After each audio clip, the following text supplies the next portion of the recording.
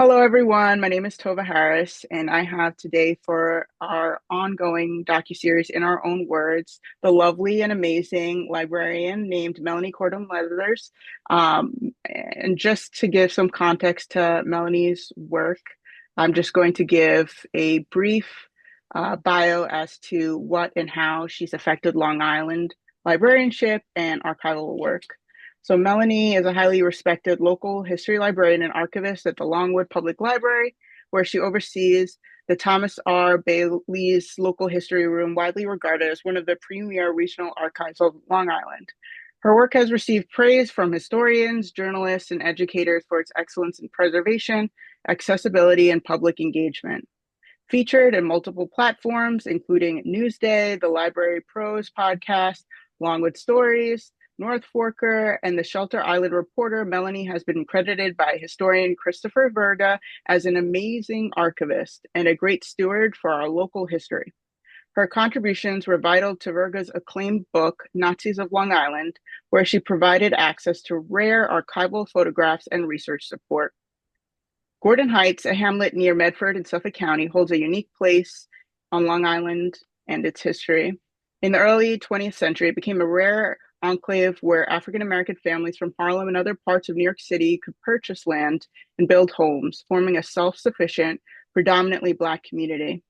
Melanie has discussed Gordon Heights in past interviews and podcasts and as an example of grassroots resilience and self-determination. She has worked to preserve archival photographs, oral histories, and community records that document the area's founding and development, ensuring that this critical chapter in Long Island's story is remembered rather than overlooked. Historian Verga also referenced Gordon Heights in his research, with Melanie's archival support playing a key role in illuminating its legacy. In addition to all of that, Melanie brings Long Island's past vividly to life through interpretive storytelling, such as the burning of the hay at Coram, Camp Upton POW site, and Camp Siegfried, as well as documenting overlooked narratives, especially Gordon Heights and its historical significance, educating the public through technology literacy classes and digital archiving initiatives. Her outreach really includes podcast appearances as well, author collaborations, and public exhibits that connect community members with their shared history. In addition to her archival work, Melanie serves as Publicity Chair for the Long Island Library Conference Committee, on the Board of Trustees for the Suffolk County Historical Society, and a member of LILRC's Committee for the Preservation of Local History, further showcasing her leadership in regional librarianship and academic engagement. She continues to be a trusted voice on the intersection of memory, place, and preservation, making history relevant in today's context. Wow, what a bio, and what a librarian, and what a pleasure it is to work with you. Thank you. It's a pleasure to work with you as well. Thank you so much. Thank you. Well, on this beautiful Wednesday morning in 2025, with snow on the ground, our first snow of the year, Yep. I'm wondering if we can kind of start off with you just giving a little bit to the experience of what it means for you to kind of begin your first chapters in looking at, I guess, Naval Academy and Army recordship as like correlates to archival work. So if we can get into your childhood for just a second, Okay. can you tell me about your early experiences that led you to first want to join the Army and the U.S. Naval Academy, and or like what drew you to military life in general at such a young age, or formative years? Like, how did you see, or what did you see when you saw, um, you know, that as an institution and as an idea that you wanted to be part of? Much like most children of the 80s, I wanted to be an astronaut. Sure. And I basically did research, which was should have been a notification that I should have been a librarian in the beginning. But I did research on the topic, and I found out that the best way to become an astronaut is become a military officer. So from pretty much fifth grade on, I planned my whole life around joining the military. When I was about 17 years old, I joined the Army. kind of as research because they would take 17-year-olds at the time to do basic Mhm. training, and the other services really didn't. So I went to basic training between my 11th and 12th grade year. When other kids were, having a grand old last summer, I was being woken up at dark 30 in the morning, being yelled at, marching all over the place, having a grand old time though. Sure. When I was in a senior in high school, then I was at a unit in Rocky Point. Hmm. And while I was there, I applied to the Naval Academy because that was a path I wanted to go to. Originally, I wanted to go into the Air Force, but I decided on the Naval Academy. Honestly, just based on the looks of it, it looked old. It looked distinguished. It wasn't as modern as the Air Force Academy was, and I fell in love with it. And I spent about 2 years there. Um, I absolutely loved it. But at the same time, it was a very, very, very hard life to live. Um, it was hazing a lot. I mean, it wasn't official hazing, but it was hazing looking back on it. Sure. But it basically shaped me to the person I am today. It gave me a lot of strength behind what I do, a lot of confidence, a lot of understanding like how to handle myself under pressure. Hmm. And at the same time, it led me to it helped me in my life later as both situations because I ended up marrying someone who enlisted in the army. So I was able to adapt to that lifestyle better than I think most people because I had expected myself to be in the military in a way. So when he was deployed and I was able to focus on my life in a similar way if it had been reversed. Hmm. And also here at the library, a majority of my collection is Camp Upton, which was a World War One and World War II military training camp. So I know the terminology, the life on the camp. I know where to find the information. I know how to identify certain things. So that military background has actually benefited my archival research. No, sure. For the folks, and thank you for that answer. For the folks who are like, why do we refer to Long Island as being on it versus in it? And other questions, relating to the region and the area of New York and then out here on Long Island. Can you just give a quick summary of the places that you've either just mentioned in terms of Camp Upton or Siegfried or, any of these locations and the context of their significance to the area So, briefly? in the Longwood district is one of the it's a Longwood we're based on the Longwood Central School District. So it's Coram, Mill Island Ridge, Yaphank, pieces of Medford, Shirley, and Shoreham, like little bits and pieces here and there, and also an area called Lake Panamoka and Gordon Heights. So we are about 54 square miles, and we are a very diverse community. So we have different areas of different places and people. But the main collection for me for local history is the history of the area. But primarily we have Camp Upton, which is located towards the end, more eastern part of the district, which is around Ridge. And that was the World War One and World War II training camp. Now it is Brookhaven National Lab, which is a very diverse area, which also influences the diversity of the Longwood Central School District and our community. In Yaphank, there was also Camp Siegfried, which was a Nazi Bund camp that was around in the late 1930s, from about 1935 till about 1938, 39, when it was kind of shut down, not by the wars, but not by World War II, but for other reasons that they basically collapsed. And then later in the war years, that property was actually taken over by the War Department, I believe. Then we have Gordon Heights, which is in the Coram, Medford, Yaphank area, which is a historically Black community from the 1920s, which is still in existence today. It was founded in 1927, and it's going to be celebrating 100 years in about a year and a half. So I'm very excited about that anniversary. I have some things planned for that. And it was the area where I actually grew up. So I have a very special place in my heart for for Gordon Heights, because that was my childhood home area. I've lived in the district my whole entire life, except for the few years we were away for the military.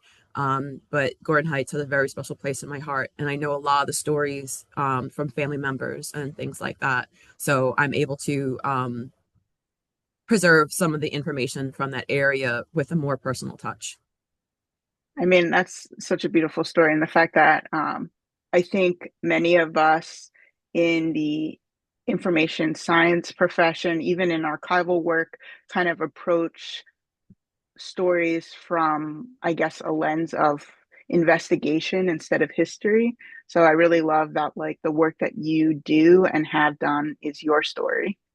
And that I think really changes the way that we explore intersections of things. So Yeah. that's amazing. It's kind of important Yeah. because like Mhm. if you don't see yourself in historical record, there's Yeah. an issue. And as a woman who's mixed race, and I know the stories are out there, Mhm. it's you don't want to just completely lose focus on the entirety of the story, of the entirety of the history, because just because it's not in the record doesn't mean it doesn't exist. You kind of just have to investigate and find it and then add it to the collection. For sure. And what does it mean to be multiracial and see yourself in so many different stories? I'm sure is also its own chapter. Mm-hmm. But speaking of identity, you do identify as mixed race and have dedicated much of your work to preserving histories that have been overlooked, excuse me, or marginalized. How has your own identity shaped the way you approach local history, archives, or the stories you feel compelled to protect? And if you feel so, comfortable enough, if you could disclose how it is that you identify specifically. I When I was growing up, you had to pick a side. You either were you there was no you were either black, white, or other. Like on the census, I wasn't able to check the multiracial box, pick more than one ethnicity until about 2000. So I grew up being primarily classified as African American or black. Mhm. My mother raised me that way. Mhm. We would joke in our family that we were the reverse of what most relationships we saw out there. So our family was even more unique at the time because my mother is black, my dad is white. Sometimes most when I was growing up, it was primarily reversed. So I had a woman who raised me through the lens of the African American experience, and that's what I most identified as. Now that I'm older and there's more opportunity to expand who I am and my identity, I Sure. do still have that behind me. I do lean more heavily towards referring to myself and identifying as African American, but I'm now able to embrace both sides of my identity more so now than I did when I was younger. So that basically influences how I approach the collection because being a woman, our voices are not as strong in the historical record. Um, and being an African American, seeing those stories, I know that that's not represented in the record as heavily as it should be because a lot of contributions were made, a lot of communities were in the area that have been just pushed to the side. So I like to try to read between the silences in the record and see where I can find information and where I can add it and highlight it and elevate those voices and stories that might be lost in a traditional setting of an archive or a history room. No, I mean that's a beautiful sentiment, and I wonder just as a follow up, um, what it meant in the year 2000 for you to see, a third classification. I mean, it's expanded itself now for Yes. sure, but it's still extremely limited in what and how. It still excludes, a multitude of identities. But I guess what I'm asking is, what did it mean when you had to like check a box, but could check a new type of box? I was no longer other. Like Yeah. that affects you a lot when Hmm. you look at your family and you know you're more than what's on the piece of paper in front of you. Um, and just to have the stamp of other was, I mean, we had that whole discussion of othering and of people, and that just it made you almost feel like not second class, but not seen fully.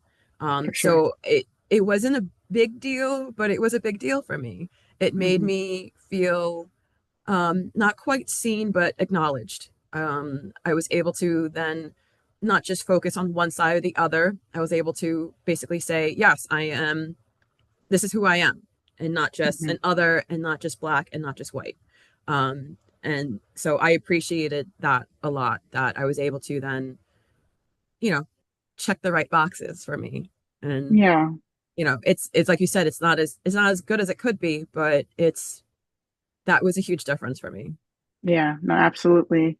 I didn't have this yet as a question, but just to follow up to what you've said, I'm wondering if you see a future potentially in multiracial archival work, since you would ostensibly be part of that archive.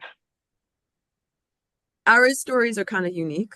Sure. And everyone, we have we have commonalities, but we also have different stories. And I think that's something that should be looked at, especially now because we're becoming such a more increasing multiracial society. I can see it. It's much different, especially you see more faces, you Yeah. see families, you see more faces, even little commercials. I mean, it's just amazing, like seeing the representation now. It's not perfect, and it's nowhere near where it should be, but I think that's something that should be, either oral histories, photography, something, just stories that were documented, because we're part of the American fabric, but we're not included in a lot of the stories.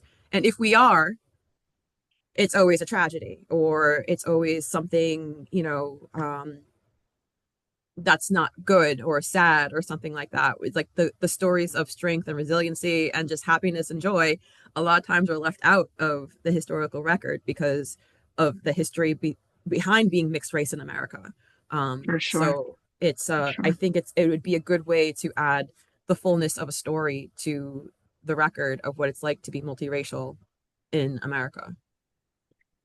Just as a disclosure for me, I also identify as multiracial, and I think in going in sixth grade to Elton John's Broadway show of Aida and having this woman who is black and enslaved going to Egypt, falling in love with the Pharaoh's son, soon to become Pharaoh, and then their love being determined as I guess either illegal or he was promised to another, and so they die in a Hmm. tomb, and just for our viewers, and come back as in another life of both of them, and meet in a museum at this place that is showcasing the tomb in which they died tragically in, and I'm 12 years old and seeing this show, and I think the takeaway for me was that this type of love was not only dangerous but deathly. Yeah. And I think similarly, at least for folks who have spoken to me who identify also as mixed race, who watched both Wicked and Wicked for Good, the idea that the character Elphaba, who is mixed race in more ways than one, still fulfills this kind of tragic mulatto trope, Yeah. um, is just I think it's not unique to any person of color whose life is often romanticized only in tragedy, because our lives have been you know very terrible in American and Yeah. global history. But I think to have that, also stand both and both having representation, like the Cheerios commercial Yeah. that had This come is a out, Cheerios commercial. it was a big deal for many of us. I think it, Hmm. visibility, for better, for worse, comes in chapters. And I think, as with the census, it begins with something, a new box. Hmm. So I appreciate that, you've shared that, at least even and within archival work and within librarianship, having more than one lens definitely lends itself to seeing more. Yeah. So because you've just given an awesome summary of both the area that you grew up, and the place you came back to. I'm wondering, you started, at Longwood. What year did you start? I think it was 2007 or 8. I want to say 2008. I think Hmm. April 2008, because I remember coming back from a vacation and landing in Miami and being like, I have to see if I got that job. And I was listening to my voicemail, and I want to say I Hmm. think it was 2008. Aw, shout out to 2008. So you started at Longwood because, from what I understand, you walked in looking for a book for class, Hmm. and that someone suggested that you apply to the library. So what was it about that moment or that interaction or the library itself that made you stay? I, um, Besides I, civil service and the beauty of a job that is more constant. I basically walked into Longwood before that. When we came back, when my husband was deployed to Iraq in 2003, I had a 3-month-old daughter, and Mhm. when I came here back to the States from Germany, I asked my mom like, what do I do with a kid, and she said go to the library. And I had grown up in the Longwood Library Mhm. from being like in elementary school all the way through high school. So it was nice to come back as an adult with my child. So I was comfortable with the library, and then we went to Fort Knox, and we came back after that. Hold on one second. Yeah. Mhm. And so we, I enrolled in library school, Mhm. and I came in to find a book, and it was a book, I think, on Webster, and Webster in the dictionary, something like that. And Mhm. the person who helped me happened to be a the head of the Longwood adult department, and Oh. which I never really stepped into because I was always in the Mhm. children's department, Sure. and she said, we hire trainees, and I was like, all right, cool, and I applied. And she thought that I wanted to be a children's librarian, and so she didn't Mhm. realize that I had actually applied for adult position, and Mhm. I was hired. And actually, now I'm thinking that was in 2007 when I did that. Mhm. And I've been here ever since. Wow. I loved it. It was my home. I Mhm. was very comfortable here. I knew the area. I knew people. I knew some of the employees from growing up in the library. So it was just nice. It was almost like I came home. And looking back on it, it was a place that I always should have been in. But you have to take your little roundabout way to getting where you should be. So that's how I ended up here, and I just never left. No, I mean, thank you for that. And I think that's a beautiful way of also introducing the idea of representation, what it means to both see the concept of a librarian and also a librarian of color, Mhm. and what it means. We don't necessarily we hear astronaut more often in elementary and middle school than we do a librarian. Yes. And I think mentioning roles outside of what it is we understand the future can be is a really important first step into the door of any library. Yeah. So I appreciate that it was, your daughter's, shout out to her and her new job. But Yeah. Very proud of her. your daughter's, I guess, like, life and the fact that you wanted to create some type of space with the community that brought you to a community as well.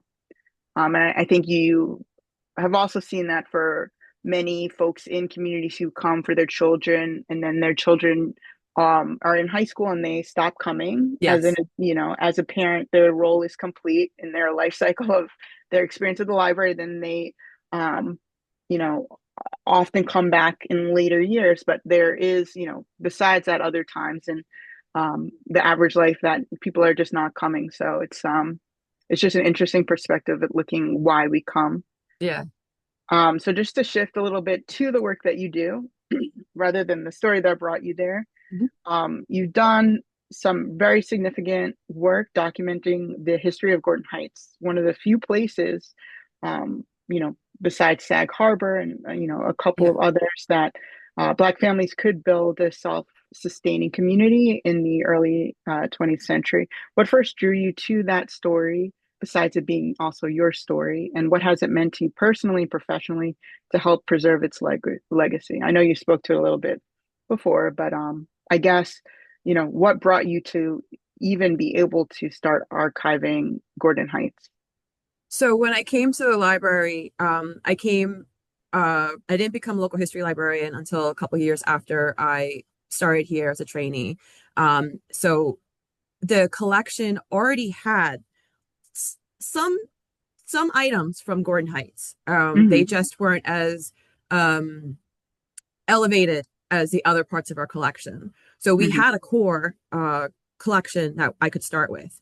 Um, what was very helpful is that my uncle, Russell Wilson, he did a documentary in a way in the 70s, recording the voices of some of the original settlers of Gordon Heights. So you Wow. have to remember these people were already elderly, and we have Hmm. long since lost them, but he recorded their voices and their stories. So I worked with him to have things added to our collection. We have the original survey maps of Gordon Heights that Wow. they would basically sell from. Hmm. We have the voices. We have photographs. I am actively trying to get information in from the community, things like that. Hmm. So because I had such a unique tie to the community, I already knew the stories, and I knew the story that wasn't presented in the news and in the public facing side, where it was like growing up in the 80s and the 90s, it was a bad place to live, and the you didn't want your children going there, and people always being arrested, and there was drugs. But I knew that wasn't the story. I knew Hmm. it was like Hmm. a good place to grow up. Hmm. My family was there. We had friends there. We had a whole community there, which is Hmm. what has allowed it to survive to today. So I Hmm. knew there was another side of the story. So when I went through the vertical files, all I saw were the newspaper clippings of this and that, and nothing good. Um, and that's why I'm very active about telling the full story of the community, about the founding, the resiliency, the community, um, the the lives that influence the area and influence our community as a whole, the Longwood community as a whole. So it Hmm. was Gordon Heights was like looked down on, and I knew that that wasn't the full story. So that's something that really drove me to not correct the narrative, but expand the narrative on the history of Gordon Heights. No, I And mean also that's uniquely really Sag Harbor, helpful. because we Yeah. a lot of people, not a lot of people, Hmm. people were connected to Sag Harbor. For instance, like my family, Hmm. um, we would go out to Sag Harbor in the summers, and to me growing up, Sag Harbor was a black community. I didn't know Hmm. anything about the white side until I Hmm. got older, and then I realized, Hmm. wait a minute, it was actually reversed. I didn't realize that Sag Harbor was not an African American community. I grew up thinking that's just where we would go in the summer to visit family and my great uncle, and because they had a house out there. Hmm. So I was very tied to that too. So I knew Long Island had a larger history of African American voices and African American experiences that wasn't really being told to a very high level. No, for sure. I mean, I think it brings up in the same way I'm doing this docu-series as a way of showing that, you know, being in the profession of librarianship is not inherently neutral. I think what you're bringing up is storytelling equally and of measure is also very much not neutral, similar to AI and Mhm. generative AI. What the records show is what we are told, the Yeah, prompts that we ask it. So, yeah, in the same way, predictive policing or any public policy that's based off of data, archival work could arguably be seen as one story unless any other story is added or layered. yeah, So in a way, what you're explaining in my ears that I'm hearing is like counter storytelling or just adding layers to what yeah, storytelling is in terms of still the same story, yeah. which is very proactive and also what sounds like very tiresome and arduous work, It's an especially if uphill you're doing battle. it. Yeah, yeah, for sure. I guess, your connection and growing up in Gordon Heights definitely affords itself to you being connected to the community. But do you feel like, in terms of trust, sensitivity, or cultural awareness, your experience as a mixed race person influence like in either direction, you building relationships with communities, I guess, like, and people within those communities in archival work, either in Gordon Heights or, in in or on in or on Long Island in general. I think for me with Gordon Heights, it's a little bit easier to. I'm lucky because like my family is was known there. My grandparents had lived there. They were involved in the local church. He had my grandfather had a funeral home in Gordon Hmm. Heights, so we were very invested in the community. And so I'm able to connect to that level of saying, Hmm. this is who I am. This is who my family is. I grew up here. I'm not an outsider coming in. I am someone who grew up there and wants to protect the history and the story around it. Being mixed race, however, it helps me navigate a little bit with other communities because I'm able to I'm able to present information in a way that I have um, expertise in the area, Hmm. but at the same time, people don't know what or who I am. So it's kind of like a little way just to navigate differently. So I feel comfortable presenting on African American history because that is my history. Um, but at the same time, I'm able to present in places that might not, I'm able to be like more of a ambassador of the stories that should be told on Long Island. Um, so I use it to my advantage. I use my voice and the knowledge that I have to my advantage, whether or not it's because I'm mixed race. You know, you ebb and flow. You code switch. You basically you find your way in certain areas. But I have a lot of people reaching out to me um, because I'm comfortable talking about this subject and I know the subject and I'm able to branch off into different areas too. So I think it's just a way to, in the end, it's just a way to get my voice out there and the history out there, if that makes sense in a No, way. I mean, absolutely. And I think there has been research done on what it means to be multiracial and the ethnic ambiguity Mm-hmm. of that face in terms of how communities see you.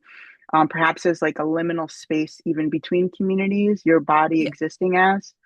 So I think beyond, the two identities you might hold, you also kind of project in whatever way, sometimes many other things, depending on where you are and what you are seen as in that moment. exactly. Here on Long Island, people think I'm Puerto Rican. Yeah. When I was up in Providence, they thought I was Portuguese. Yep. So wherever that you have that little Atlantic Creole look to you, Hmm. they will put you into different boxes. So that's why I said who or what I am, they can't figure out. Yeah. They know I'm something, but they Yeah. just can't put their finger on what I am or who Sure. I am. Yeah.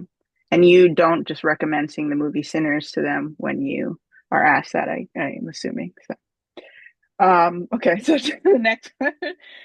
You said that archives were the closest you could get to primary historical materials in one of your interviews without becoming a professor. So, what was it that drew you so strongly to handling original items? And do you still feel that same pull when you work with collections today versus secondary? I love working with primary documentation. There's something just about holding something in your hand that someone 50, 100, 200 years ago held to. Um, Same thing with me looking at copies of things like online. Mhm. That it's just it brings you to the past. It helps you connect to our past. It's direct. It's it's not like looking through someone else's interpretation of the documents or the items you have in front of you. So Mhm. even though I do appreciate secondary resources, um, I know once again the record is skewed.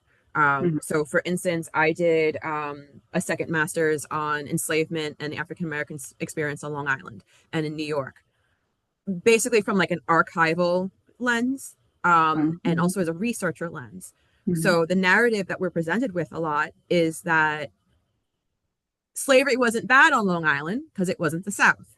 Mhm. We were better enslavers, better masters, they had a better life.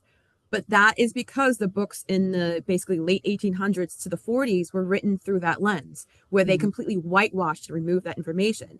If you look at primary documentation, the oral histories, the autobiographies of the people of the time, the runaway ads, you see that is not what it was.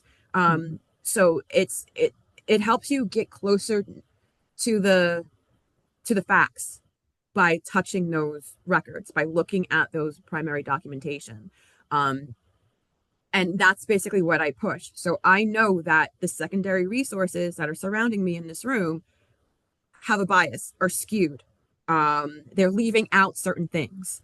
Mm, But when you have those letters, those diaries, those photos, whatever you have in front of you, those oral histories, those recordings, those written records, it fills out a different story. And it also helps fill in the spaces that the voices have been left out of. Women's voices, children's voices, African American voices, indigenous voices. Just you have to go to the primary documentation. And as much as I love being a historian for local history in the library, and as much as I'm starting to recognize the fact that I am also a historian, um, I don't want to teach people. I want to teach people my own unique way, which is getting the information to them and letting them learn, um, help them connect the dots. Um, so I do enjoy teaching and things like that now. But at the time when I became a librarian, it was just a perfect spot to fall into, where it combined my love of history, my love of reading, my love of research. I'm learning something new every day. mhm, Um, and I'm helping people learn something new every day. mhm. So I think here, instead of just being in an academic setting where I am boxed into a very specific set of people who are in front of me, I deal with the public as a whole, Mhm. which I think is great because I don't know who's going to walk through the door. I don't know what questions they're going to have. And I can help expand their knowledge on a topic, I think more so than I could do in a academic setting. Absolutely. I mean, I love that you brought up before even my question of the intersection of memory, race, and place, and I guess gaps or silences in historical collections. I'm wondering, just in what you've said about meeting the public, and I guess who's coming as a public to this room and to you, if you've seen similarly, or as intentioned, a more diverse group of folks that come into that room?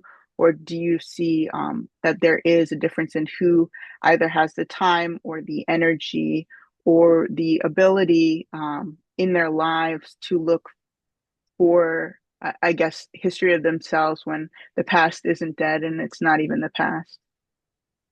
Primarily the people who come in here who are looking for it's a mix of people who do genealogy and wider history research here. The genealogy people do skew older, just because they have more time and the Absolutely, questions that for they sure. wish they had asked are coming, closer and closer to being lost. um the other side, I have a lot of people who are new to the area who come in who just want to get a general overview of the area. I have researchers from all around the world contacting me about different places, uh, primarily like Camp Siegfried and Camp Upton. I have people from, neighboring communities who are trying to find information. I also work with other groups too. They're who are trying to do research in different topics that then loop in Gordon Heights into the greater narrative. But I have it's a very diverse set of people who come in here, but primarily it does skew whiter and older, just because the older people want to put their stories, their personal stories down. Um, but I do have a lot of researchers. I have students of all ages who come in, from high schoolers through to college students, different levels, who are either doing research on their hometowns, on Long Island, on different stories that they're trying to find. And it's it's I never knew who was going to walk through the door, and I never know what questions they're going to have. Hmm. But it skews, like I said, whiter and elderly, but it does run the gamut of different people who come in, depending on what questions they have, what they're looking for, what their assignments are. So it does run. It actually runs heavily female, actually. Surprise, Now that I'm thinking surprise. about it. Yeah. Hmm. Um, Uh, yeah, do you but have yeah, any library science or information science graduate students, either undergrad or graduate, that are asking for practicum or internship hours on behalf of that room and with Yes. working with you or Georgie? Yes, I've had interns in the past, several interns, both LIS students and who primarily were archival. And then now I actually am working with the Longwood High School, and I have high school interns who come in who do research on the communities. And this current group, they're helping me create a brochure for America 250 with Okay. the people who fought in the American Revolution from the area. And then they're going to help me process a collection, not to the level of what I do. They're just going to help me organize the collection just so they can get an understanding of what archival work is in a library or archival work in general. Because now, though, I have Georgie with me, I don't accept as many interns because I have help now.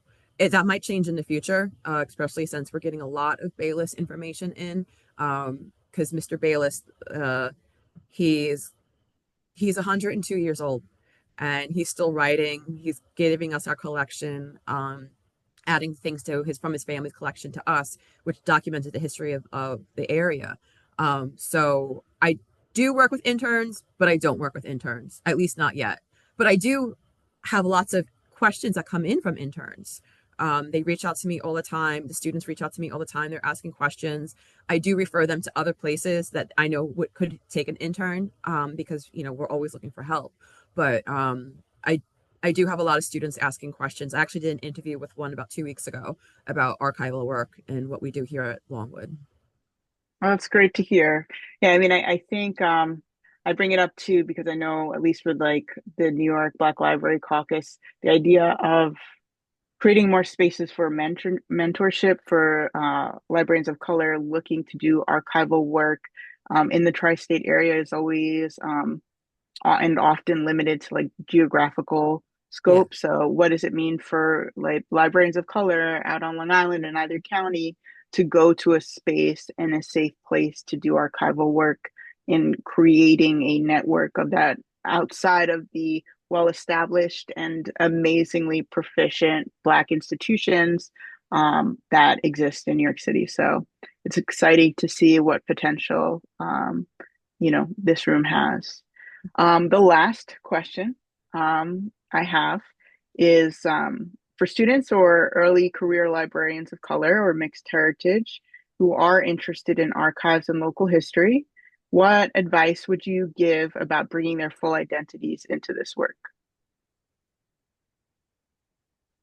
This might not be the right or correct answer, but basically There is none. Mhm. look for yourself in the record. If you don't see yourself reflected in one way or the other, something's wrong, something's missing. Unless you're working on a very specific collection where it is so and so's collection.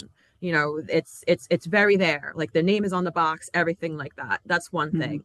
But if you're working in a local history room for your community or a historical society for a community or an area or, a county even, look for those silences, look for those stories that are missing. That, especially if you're from the area, if something is there, look at all the old photos.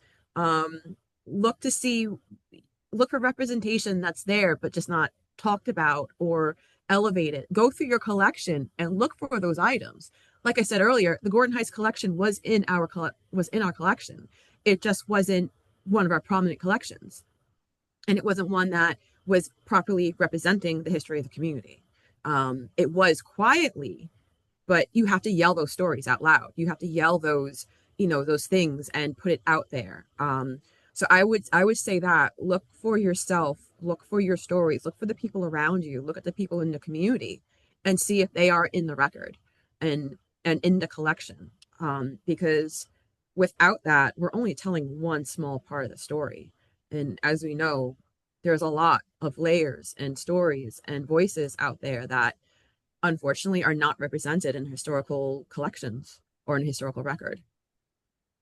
Well, that is a beautiful way to bring us to the end of this interview. I mean, I so appreciate, Melanie, you taking the time that it was to chat with me today on many things. But I think what I most hear is what it means to look at the past and see silence and to try to change that silence into voice. So Mhm. I think it really speaks to how much work and intention you have since 2007. Thank Yeah. goodness you had a child who needed a book, that you brought, to the Longwood community, to Gordon Heights, to Sag Harbor and beyond. I mean, it's a very interesting thing that so much has happened on Long Island and so little is known to the average person.